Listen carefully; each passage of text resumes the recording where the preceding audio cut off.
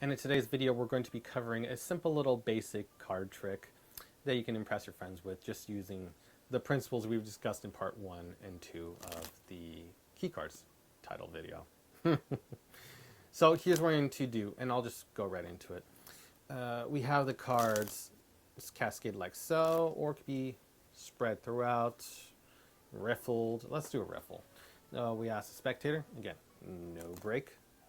We ask the spectator to tell me when to stop. They say stop. Okay. We stop directly at that point. They may take their card, peek it, learn, love it. Okay.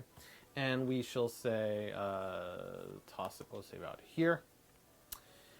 We show the card. Okay. Again, we always want to show it twice. And then lose it up inside the pack. Fair as can be. Now, I am going to use an indicator. I'm going to remove one card, make it indicator. Okay. They say it's, I love to make it pretend it's invisible. Kind of see it. And then toss it back inside the pack. Okay. Now, I spread throughout. And we notice one card. Now, I said this was an indicator card, indicating that I am very good looking. Thank you. No, but what it really indicates is that the positioning, that your card is about 5 cards down. So if we were to do it, count 5 cards, 1, 2, 3, 4, 5. They can name their card, and it would be, in this case, Queen of Spades, and we nailed it. And so that's the basics of using the key card with some additions, and which we'll cover right now. So we can use any card we want as the indicator, preferably a number card so you can count down to it. So it could be 3, 5, 7, 8, whatever number you want. I just went with 5. And this will require a little bit of setup. I'm not a fan of setup usually, but if it's opening trick and you want to start off like this, go crazy. Or if you're toying with the deck and no one's really paying attention to what you're doing, find 5 diamonds, cut to the bottom, reverse it, add 4 cards, and you're golden. But just better to do this as a little opening trick. It's fun. And I do have to give credit to the trick inverse and inverse reverse. I would believe it was featured on Illusionist. I can't remember who it was by. I think Chris Kenner covered it. But it's a great card trick, and I want to give credit to that card trick as well and their additions to it. Great effect. But this is we're covering the basics. Theirs is a more advanced version, so I give them credit there. Anyways, so we have the 5 diamonds right here. I'm just using it as an example, and I have 4 cards below. Okay, or you know what? Let's change it up. Let's make it 7. Let's do 5. So it's 1, 2, 3, 4, 5, 6 cards, and we have it 7.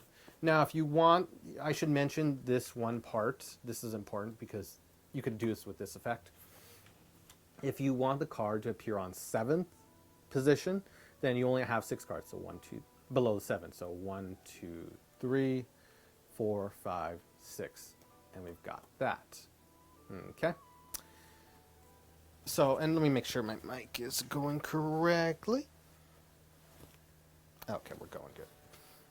Okay, and we are golden. Okay, so another way, I just always want to check my audio equipment. So what we do is we got the 7 right there, and then we got the 6. So on the 7th card, it'll appear. If you want it to appear after 7 cards, like 7th cards, and the next one is the selection, then we would actually add 7 cards. So 3, 4, 5, 6, 7, and the next card will be it. I just have a preference from what I've observed of spectators to put it at exactly the 7th position, but that's personal preference. So 7 of hearts, and then 6 cards below it. Okay, we have that right there. Deck goes right on top, and that is the setup for the effect. We now have a card selected by whatever means you feel like. Card spread, and again, you don't want to spread and show this. So be mindful of showing the reverse card. Okay. The card is placed back by whatever means. You could do swing cuts, which I covered in another video. Just type involving magic swing cuts, and you just do that. 4-finger up and out, and we just do it like that. And let's say they put it back right here. Okay. Put it on top. you're golden. And then if you want, dribble a couple cards, drop the rest. Makes it seem casual. It's a little casual gesture. And then you're golden. And then you can do the miming. I've seen in, not only with Chris Kenner, but other people do this. I'm going to invisibly take one card out, view it. This will be our indicator card. Okay. And then toss it back in the pack. And there you go. Did you believe any of it? They go, no. Well, believe it or not, I spread and one card appears. Ooh. And then if you want, because it's a free joke, you can say whatever you like about the indicator card. This is an indicator card indicating this trick may not be going so well, or indicating I'm good lucky, or indicate you're awesome. Whatever you want to say. Please be appropriate. So then we square the cards up. You can deal the card to the side if you want, or just take it off. Fairly deal. And you say, well, what it really indicates that your card is 7th down from right here. We count, and they can you can hand it to them, and they can deal it out, which is also cool. 7 cards, 1, 2, 3, 4, 5, 6, and 7th card. Name your card out loud.